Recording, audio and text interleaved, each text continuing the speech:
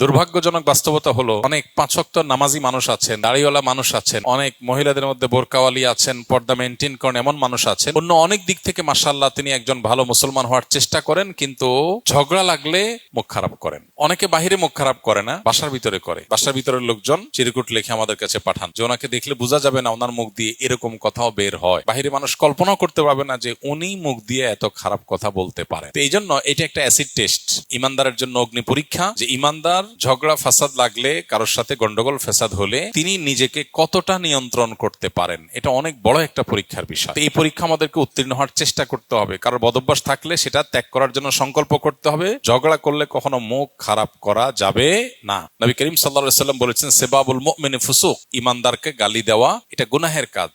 ইমানদার কখনো গালিবাজ হতে পারে না। নবীজি সাল্লাল্লাহু আলাইহি ওয়াসাল্লাম আরো বলেছেন, লাইসাল মুমিনু বিল্লাআনি ওয়ালা বিত্তাআন ওয়ালাল ফাহিশ ওয়ালাল বাযী, ইমানদার কখনো কথায় কথায় অভিশাপ দিবে, আল্লাহর গজব ঠাড়া বদদোয়া দিবে, এরকম চরিত্রের হতে পারে না। এবং গালমন্দকারী, মানুষকে কথায় কথায় বাজে কথা বলা, এটা ইমানদারের স্বভাব হতে পারে না। অশ্লীল কথা বলা, নিচু কথা বলা, ছোট লোকের মতো উক্তি করা, এটা ইমানদারের সাজে না।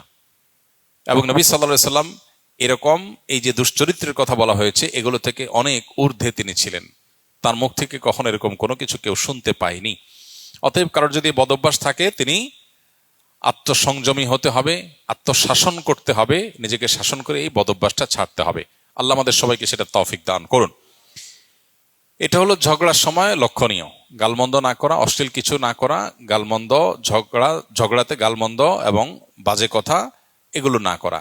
পাশাপাশি স্বামী স্ত্রীর ঝগড়ার সময় আরেকটা বিশেষ বিষয় স্পেশালি লক্ষণীয়, সেটা হলো কথায় কথায় সংসার ছেড়ে দেওয়া, আর তার সাথে বনিবনা হবে না, আর একসাথে থাকা যাবে না, না তোমার সাথে একসাথে চলা সম্ভব না, না তাহলে আমার ভিন্ন চিন্তা করতে হবে।